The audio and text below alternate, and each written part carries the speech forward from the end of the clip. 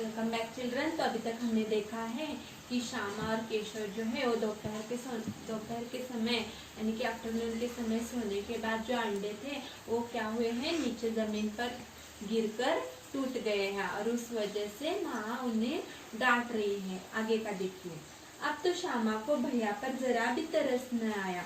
अभी तो श्यामा जो थी उसे भैया पर थोड़ा भी तरस आना यानी कि दया या करुणा, उसके ऊपर थोड़ी भी दया नहीं आई उसे, जब माँ केशव को डांट रही थी। उसी ने शायद अंडों को इस तरह रख दिया कि वह नीचे गिर पड़े। तो श्यामा को ऐसे लगा कि भैया ने अंडों को अच्छी तरह से नहीं रखा होगा, इसीलिए अंडे नीचे गिर पड़े हैं। इसकी उसे सजा मिलनी चाहिए। बोली, उन्होंने अंडों को छेड़ा था अम्मा जी। तो अंडे गिरने की वजह कौन है? केशव है, ऐसे श्यामा को लग रहा था और उसे लगा कि उसकी सजा यानी कि दंड केशव को मिलना चाहिए और इस वजह से उसने माँ को केशव की शिकायत कर दी कि माँ अम्मा जी, इसने ही अंडों को छेड़ा था यानी कि इसने अंडों को हाथ लगाया था। माँ ने केशव से पूछा, क्यों रे? तो माँ ने गुस्से से केशव से पूछा, क्यों रे? केशव भीगी बिल्ली बना खड़ा रहा। तो केशव खुद को कसूरवार समझकर भीगी बिल्ली बनना यानी कि डरकर चुप रुकना, तो वह डरकर चुप खड़ा हुआ था। माँ, तू वहाँ पहुँचा कैसे? तो माँ ने बोला, तो कार्निस तो बहुत ऊपर है, तू वहाँ तक कैसे पहुँचा? श्यामा, चौकी पर स्टूल रखकर चढ़े अम्मा जी। केशव, तू स्टूल थामे नहीं खड़ी थी? तो चौकी के ऊपर, जो नहाने घर से हम चौकी लाए थे उसके ऊपर स्टूल रखकर उसके ऊपर चढ़कर हम वहां तक पहुँचे। तो केशव ने बोला, श्यामा ही नीचे स्टूल रखकर खड़ी थी। श्यामा, तुम्ही ने तो कहा था। तो श्यामा बोली, हाँ, तूने ही मुझे बोला था।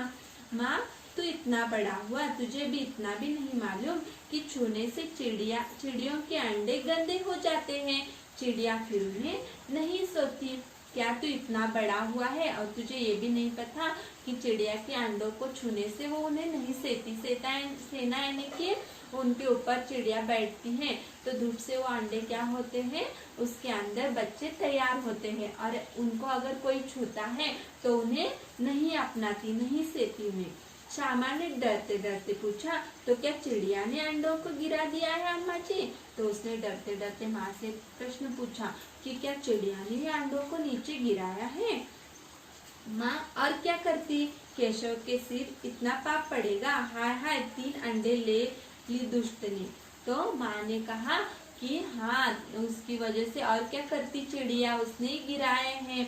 अभी तेरे सिर पर 3-3 अंडे फोड़ने का पाप आ गया है। केशव रोनी सूरत बनाकर बोला, मैंने तो सिर्फ अंडों को गद्दी पर रख दिया था अम्मा जी। तो केशव ने बोला, मैंने कुछ नहीं किया अम्मा जी, मैंने तो अंडों की हिफाजत करते हुए उनको गद्दी पर रख दिया था अच्छे से। माँ को हंसी आ गई, मगर केशव को कई दिनों तक अपनी गलती पर अफसोस होता रहा। तो केशव की ये बातें सुनकर माँ को हंसी आ गई, पर केशव को बहुत दिनों तक अपने इस किए पर अफसोस हो रहा था। अंडों की हिफाजत करने के जोग में उसने उनका सत्यानाश कर डाला।